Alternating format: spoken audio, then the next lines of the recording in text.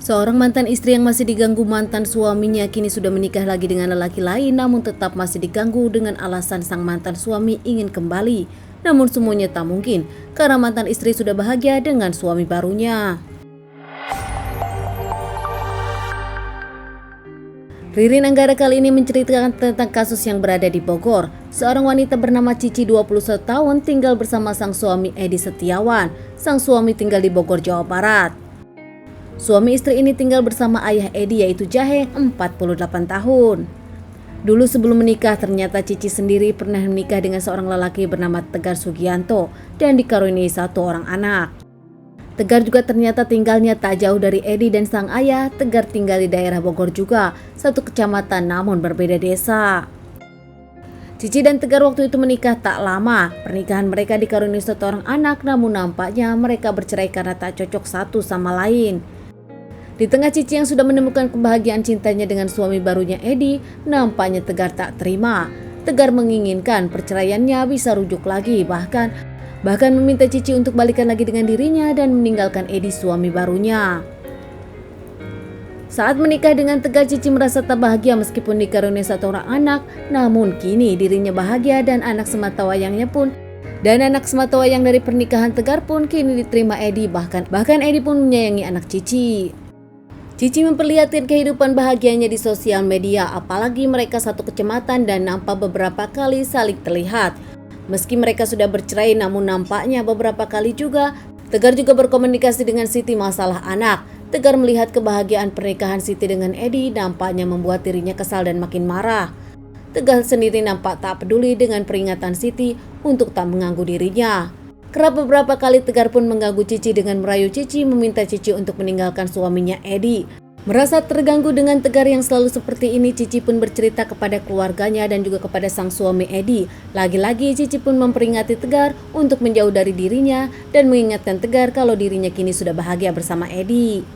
Tegar tak terima dengan peringatan Cici hingga akhirnya dirinya merencanakan untuk menghabisi Cici karena Cici sudah dimiliki orang lain dan Tegar pun akan menghabisi keluarga Edi.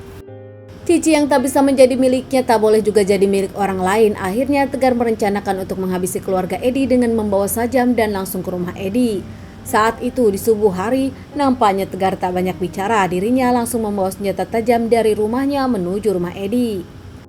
Mengetuk rumah Edi yang membuka, kebetulan saat itu Edi tak banyak basa-basi langsung menikam Edi beberapa kali hingga akhirnya Edi terjatuh dan tak berdaya. Saat Edi terjatuh, dirinya langsung masuk ke dalam, langsung ke salah satu kamar yang ternyata di dalamnya ada ayah Edi. Menikam beberapa kali kepada ayah Edi hingga tak bernyawa juga, kemudian nampak belum puas, dirinya pun langsung ke kamar Cici. Cici terlihat masih tidur dengan anak sematawayangnya, anak pernikahannya dengan Tegar. Namun nampak tak ada rasa kasihan saat itu, Tegar langsung menikam Cici beberapa kali. Usai menikam ketiganya, Tegar pun langsung menyiramkan rumah itu dengan bensin dan membakarnya tanpa berpikir di dalamnya ada anaknya sendiri. Tegar pun langsung kabur meninggalkan tempat tersebut. Ada 3 korban yaitu Siti, ayah dari Edi dan juga Edi. Namun tanpa Tegar tahu saat dirinya kabur ke tempat peternakan keluarganya, ternyata Siti memang masih hidup dan Siti kabur meninggalkan rumah yang tengah terbakar. Siti menggendong sang anak mencari pertolongan ke rumah tetangga, menyebutkan kalau pelakunya adalah Tegar. Pihak warga pun langsung membawa Siti ke rumah sakit dan sang anak untuk mendapatkan perawatan.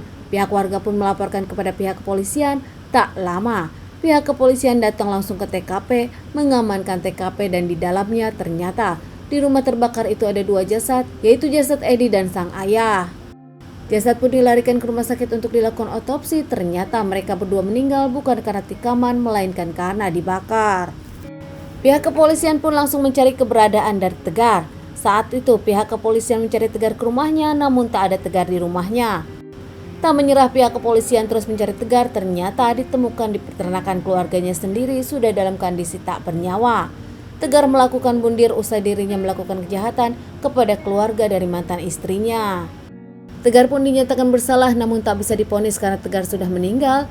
Tak ada pemberitaan tentang Siti dan anak sematawayangnya. Siti pun nampak menghindar dari media, tak mau diwawancara terkait permasalahan ini. Kesedihannya kehilangan sang suami dan mertua yang baik.